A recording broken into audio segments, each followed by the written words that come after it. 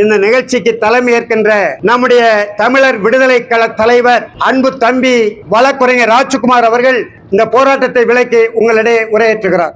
உங்கள் அத்தனை பேருக்கும் நான் சார்ந்திருக்கின்ற தமிழர் விடுதலை கழகத்தின் சார்பாக எனது மாலை வணக்கத்தினை தெரிவித்துக் கொள்கிறேன். அன்பு சகோதரர்களே, இந்த ஆர்ப்பாட்டத்தினை அன்பு சகோதரர் வியனரசு அவர்கள் ஒருங்கிணைத்து நடத்தி கொண்டிருக்கின்றார். இந்த புரட்சிகரமான ஆர்ப்பாட்டத்தில் அன்பு சகோதரி அண்ணன் வியனரசு அவர்களுடைய துணைவியார் கோகிலா அம்மையார் அவர்களுடைய நினைவு தினத்தன்று இங்கே நடைபெற்றுக் கொண்டிருக்கின்றது.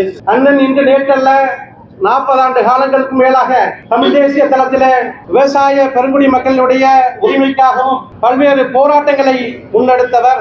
அவருடைய போராட்ட களத்திலே அவருக்கு உறுதுணையாக பல்வேறு இன்னலுக்கு மத்தியிலும் பொருளாதார நெருக்கடிகள் மத்தியிலும் அண்ணனுக்கு துணையாக அன்பு அண்ணியார் அவர்கள் அவருடைய கொள்கைக்கும் அவருடைய போராட்டத்திற்கும் உறுதுணையாக இருந்து அவர் மறைந்திருக்கிறார். இந்நாளிலே தமிழர் விடுதலை கழகம் சார்பாக அன்னியார் கோகிலா அம்மையார் அவர்களுக்கு வீர வணக்கத்தை செலுத்திக் கொள்கிறேன். அரேபிய நாடுகளிலே, சவுதி அரேபியா, கட்டார் போன்ற நாடுகளிலே விவசாயம் என்பதை செய்ய முடியாத ஒரு சூழ்நிலையிலே அங்கே விஞ்ஞான ரீதியாக அங்கே அந்த மக்கள் அங்கே விவசாயத்தை செய்து கொண்டிருக்கின்றார்கள். சைனா, ஜப்பான் போன்ற நாடுகளிலே எந்த ஒரு பாலங்கள் போட்டாலும் எந்த ஒரு இதை கட்டினாலும் கூட விவசாய நிலங்களுக்கு பாதுகாப்பாக அதற்கு இடையூறு இல்லாமல் இதே போன்ற வேலைகளை செய்து கொண்டிருக்கின்றார்கள். ஆனால் அவர்கள் இல்லாததை காப்பாற்றி வருகிறார்கள், நாம் இருப்பதை தொலைத்து வருகிறோம். தாமிரபரணி ஆறு என்பது வரலாற்று சிறப்புமிக்க ஆறு.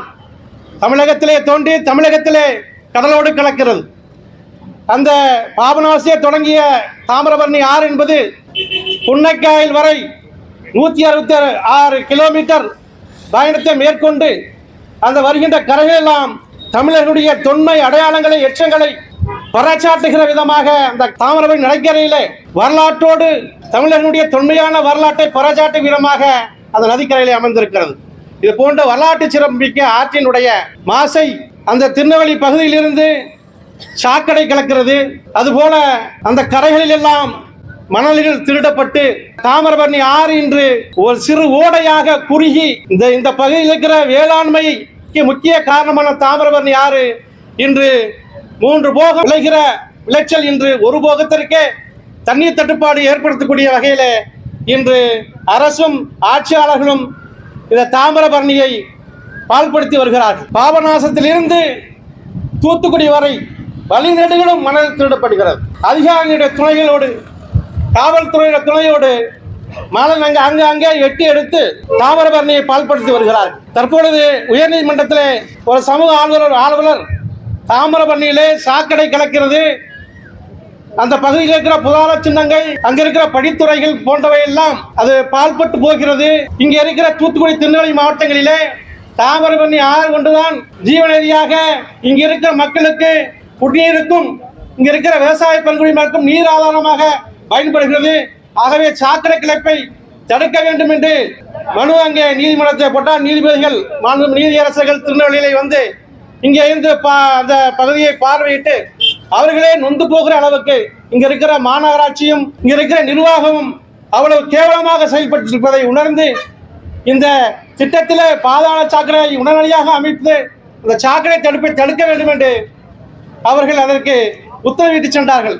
அதுபோல இந்த 2029ஆம் ஆண்டு வெள்ளப்பெருக்கிலே ஸ்ரீவைகுண்டம் பகுதி, ஏரல் பகுதி, திருச்செந்தூர் பகுதியில் இருக்கிற அனைத்து நிலங்களும் இந்த வெள்ள நீரால் பாதிக்கப்பட்டு விவசாயிகள் தங்களுடைய வாதாரமாக கருதக்கூடிய விவசாயம் அழிகிற நிலைமையிலே இருப்பதை நாம் கண்கூடாக பார்க்க முடிந்தது. இங்க இருக்கிற கடம்பாகுளம் என்று சொல்லப்படுகிற இந்த கடம்பாகுளம் கரை என்பது கடலிலே பாதி கடம்பா என்பார்கள். நான் சிறுவயதில் இருக்கும்போது என்னுடைய கோயில், சாத்தான் கோயில் அந்த பகுதியில் இருக்கிறது. நான் சிறுவயதிலிருந்து அந்த பகுதிகளில் சென்று வருகிறேன். நான் பார்த்த நாள் முதல் அந்த கடம்பாகுளத்திலே தண்ணீர் ததும்ப நிரம்பி இருக்கும். ஆனால் இப்பொழுது பார்க்கிற அந்த கடம்பாகுளத்திலே தண்ணீர் என்பதே இல்லாத வற்றி போகின்ற ஒரு நிலையிலே இருந்து கொண்டிருக்கிறது. அந்த பகுதியில் இருக்கிற அந்த கரைகளை செப்பனிடுவதற்கு இந்த அரசு அக்கறை எடுத்துக் கொள்ள மாட்டேங்கிறது. பல்வேறு போராட்டங்கள் இங்கே இருக்கிற விவசாய சங்கங்கள் எல்லாம் தொடர்ந்து மேற்கொண்டும் கூட அந்த வெள்ளத்தில் அந்த கரையெல்லாம் உடைந்து பல்லாயிரக்கணக்கான விவசாயிகள் பால்பட்டு கிடக்கிறது. இங்க இருக்கிற ஏழை விவசாயிகள், வேளாண்குடி மக்கள் வேறு எதையுமே அவர்கள் கருத்தில் கொள்வது கிடையாது. தங்களுடைய முழு நேர வேலையாக விவசாயத்தை மட்டும்தான் அவர்கள் கண்ணும் கருத்துமாக பார்த்து கொண்டிருக்கிறார்கள். தங்களுடைய வீடுகளை கூட கட்டுவதற்கு கூட அவர்கள் கவனம் செலுத்துவது கிடையாது. தங்களுடைய வாழ்நாள் முழுவதும் இந்த வேளாண்மை செய்வதிலே தங்களுடைய வாழ்க்கையை துளத்து கிடைக்கிறார்கள். ஆனால் அவர்களுடைய நிலைமையை பாருங்கள். தற்பொழுது இங்கே அந்த அளிக்கப்பட்ட நிலங்கள் இன்னும் சீரமைக்கப்படவில்லை. இங்க இருக்கிற தமிழக அரசு அந்த வேளாண்குடி மக்களுடைய நிலங்களை சீரமைப்பதற்கு ஏன் தாமதப்படுத்திக் கொண்டு வருகிறது? வெள்ள நீர் பாதிக்கப்பட்ட போது நான் இங்கே சுமார் ஒரு 50-60 கிராமங்களுக்கு சென்று நிவாரண நிதிகள் கொடுத்தேன். இப்பொழுதும் பார்க்கிறேன் அந்த நிலங்கள் எல்லாம் இன்னும் சீர்படுத்தப்படவில்லை. அதுபோல அவர்களுக்கான இழப்பீடும் முழுமையாக வழங்கப்படவில்லை. அவர்களுக்கான இழப்பீடு என்பது சொற்ப அளவிலே இங்கே கொடுக்கப்பட்டு வருகிறது. அவர்களுக்கு போதுமான இழப்பீடு இதுவரை கொடுக்கப்படவில்லை. இதுபோல தாமிரபரணி ஆறு தொடர்ச்சியாக ஆண்ட அரசும் சரி, ஆண்டு விட்ட அரசும் சரி, எந்தவித அக்கறையும் கொள்ளாமல் தாமிரபரணியை பால்படுத்துகிற வேலைகளை தொடர்ந்து செய்து கொண்டு வருகிறார். தற்பொழுது மருதூர் அணையிலிருந்து சிப்காட் தொழிற்சாலைக்கு இங்கிருந்து தண்ணீர் எடுப்பதற்காக அவர்கள் முயற்சி செய்து கொண்டிருக்கின்றார்கள். இதுபோல 2015ஆம் ஆண்டு கொக்கோகோலா, பெப்சி போன்ற நிறுவனங்களுக்கு தண்ணீர் உறிஞ்ச பொழுது அண்ணன் வேலுமுருகன் தலைமையில் மிகப்பெரிய ஆர்ப்பாட்டத்தை அங்கே நடத்தி மிகப்பெரிய காவல்துறை அடக்குமுறைக்கு உள்ளாக்கப்பட்டார்கள். அதுபோல தமிழர் விடுதலை கழகம் அந்த பெப்சி கோப் நிறுவனம் அங்கிருந்து நீரை உறிஞ்சுவதற்கு எதிர்ப்பு தெரிவித்து மிகப்பெரிய ஆர்ப்பாட்டத்தை நாங்கள் முன்னெடுத்தோம். அதுபோல இப்பொழுது இந்த மருதூர் அணையிலிருந்தும் இதுபோல தண்ணீரை அங்கே சிப்காட் நிறுவனத்திற்கு எடுப்பதற்கு அரசு முயற்சி செய்து கொண்டிருக்கின்றது. இங்கே இருக்கிற தாமிரபரணி நதியிலிருந்து தூத்துக்குடி தொழிற்சாலைகளுக்கு அதுபோல நிறைய நிறுவனங்களுக்கு இங்கிருந்து தண்ணீர் கொடுக்கப்படுகிறது. இங்கே மக்கள் விவசாயத்துக்கு நிலம் என்பது பற்றாக்குறை இருக்கிற சூழ்நிலையிலே இங்க இருக்கிற நீரை அவர்களுக்கு கொடுத்தால் இங்க இருக்கிற விவசாயிகள் என்ன செய்வார்கள் என்பதை இந்த அரசு எந்தவித தயவும் காட்டாமல் இந்த பன்னாட்டு தொழிற்சாலைகளுக்கு இவர்கள் உதவி செய்து கொண்டிருக்கின்றார்கள். இத்தகைய செயலை உடனடியாக தடுத்து நிறுத்த வேண்டும். அண்ணன் வேல்முருகன் போன்ற தலைவர்கள் எல்லாம் இதிலே உடனடியாக தலையிட்டு இந்த பகுதியில் மக்களுக்கு இந்த தாமிரபரணியை காப்பாற்ற வேண்டும் என்று உங்களிடத்திலே கோரிக்கை வைக்கிறேன். அதுபோல இங்க இருக்கிற கடல்நிலை சுத்திகரிப்பு செய்து அங்க இருக்கிற நிறுவனங்களுக்கு அந்த தொழிற்சாலைகளுக்கு தண்ணீர் வழங்கலாம்.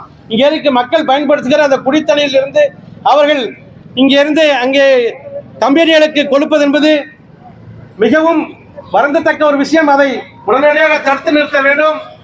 தாமிரபரணி ஆற்றினுடைய நீரினை மருதூர் அணையிலிருந்து சிப்காட் நிறுவனத்திற்கு அரசு வழங்குவதை உடனடியாக தடுத்து நிறுத்த வேண்டும்.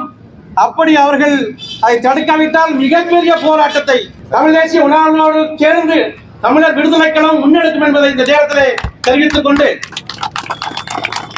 இந்த தாமிரபரணி பாதுகாப்பு இயக்கத்தினுடைய தலைவர் அண்ணன் விஎன்ஆர்எஸ் அவர்கள் ஒருங்கிணைத்த இந்த ஆர்ப்பாட்டத்திற்கு வருகை தந்த அனைத்து தலைவர்களையும் அனைத்து பொறுப்பாளர்களையும் அனைத்து பேருக்கும் நன்றி பாராட்டி விடைபெறுகிறேன். நன்றி, வணக்கம். தமிழக ஏர் உழவர் அனைத்து விவசாய சங்க தலைவர் நம்முடைய தம்பி ராஜேஷ் உழவர் அவர்கள் உங்களிடத்தில் சிறிது நேரம் பேசும். இந்த முதலாம் ஆண்டு நினைவு நாளை ஒரு உழவர் திரள் ஆர்ப்பாட்டமாக ஏற்பாடு செய்த எங்கள் மூத்தோர் ஐயா வீணரசு அவர்களை எண்ணி வியப்பா இருக்கு. அவருக்கு முதல்ல அவர் பொற்பாதம் தொட்டு வணங்குகிறேன். இப்படி ஒரு ஆண்டு நினைவு நாள ஒரு ஆர்ப்பாட்டமா ஏற்பாடு செஞ்சு இந்த இளைஞர்களுக்கு முன் உதாரணமா இருக்கிற ஐயாவுக்கு மீண்டும் ஒரு நன்றியை சொல்லி இங்க வருகை தந்திருக்கிற அனைத்து தலைவர்களுக்கும் பொதுமக்களுக்கும் நன்றியை சொல்லி ஒரு சின்ன விஷயம்தான். இந்த ஆத்துல முதல்ல விவசாயி உழவரு நாங்க எங்களோட வாழ்வாதாரம் ஆடு மாடு. எங்களோட ஆட்டையும் மாட்டையும் உள்ள மேய்க்குவதற்கு அனுமதி கிடையாது. வெளியே கொண்டுட்டு போயிரு நேரம் கழிச்சு சுருக்கமா சொல்லிக்கிறேன். எதையுமே உள்ள அனுமதி இல்லை. ஏன் களவாணி கூட்டத்துக்கு வழி விடுறதுக்கு அவன் ஆட்டு மணல் திருடுறதுக்கும் எது செய்யறதுக்குமே நம்ம மக்கள் உள்ள போய் ஆடை தேடி போவான், மாடை தேடி போவான், மேய்க்க போவான், குடுப்பாட்ட போவான். எல்லாமே ஆத்தை பயன்படுத்திக்கிட்டு இருந்தா ஆறு சுத்தமா இருந்தது. ஆறை பயன்படுத்தல, வேலிக்கருவ பூந்த சீரழிஞ்சு இருந்துச்சு. மணல் திருடுறவனுக்கும் களவாணி பேருக்கும் காவலா இருக்கு அந்த சீம கருவேல மரம். இதை அப்புறப்படுத்தணும். நிறுவனத்துக்கும் ஆலைக்கு எடுக்கிற நீரையும் எல்லாமே திட்டமிட்டு நம்மளை வெளியேற்றினா வெளியேற்றுறத நம்மளே தடையை மீறி தலைவர்களை முன்னிட்டு ஆடு மாடு வளர்க்கணும் எல்லாம் செய்யறதுக்கும் வந்து வாழ்வாதாரமே வந்து மேய்ச்சல் நிலமே இல்லை. இன்னைக்கு புன்னகாயில இருந்து மருதூர்கரை வரைக்கும் ஆடு மாடு மேய்ச்சல் அனுமதிச்சாலே இந்த பால்ல இருக்கிற பெரிய பொருளாதாரம் நமக்கு கையில வந்துடும். இந்த ஆத்தங்கரைங்கிறது சாதாரண விஷயமே இல்லை. தண்ணிக்கு தட்டுப்பாடு ஒரு பல கிலோமீட்டர் தூரமா நடந்து ஆயிரம் பாருங்க, அவனுக்கு தெரியும் இந்த ஆத்தோட அருமை. நீ இப்படி கரையில இருந்துகிட்டு காடா மேடா ஒரு குளம் ஆறு இதை எல்லாத்தையும் சீரழிக்கிற மாதிரி நீ வேடிக்கை பார்க்கையே நீ எல்லாம் என்னன்னு அவன் நம்மளை பார்த்து சிரிக்கிற மாதிரி இருக்கு. இந்த ஒரு வாய்ப்புக்கு நன்றி கூறி மற்ற தலைவர்களுக்கு கருத்துல கொண்டு அடுத்த ஒரு ஆர்ப்பாட்டம் மாதிரி இல்லாம இந்த ஆற சீரமைக்கிறதுக்கு இந்த தமிழ் தேசிய தலைவர்கள் அனைவரும் ஒன்று திரண்டு இந்த உழவர்களுக்கு ஒரு பெருந்துணையா நின்று அரசு, மத்திய அரசு, மாநில அரசு வியந்து போற அளவுக்கு ஒரு ஆர்ப்பாட்டத்தை இந்த இளைஞர்கள் முன்னெடுப்போம், எல்லாரும் ஒத்துழைக்கணும்னு சொல்லி வாய்ப்புக்கு நன்றி கூறி விடைபெறுகிறேன். நன்றி, வணக்கம்.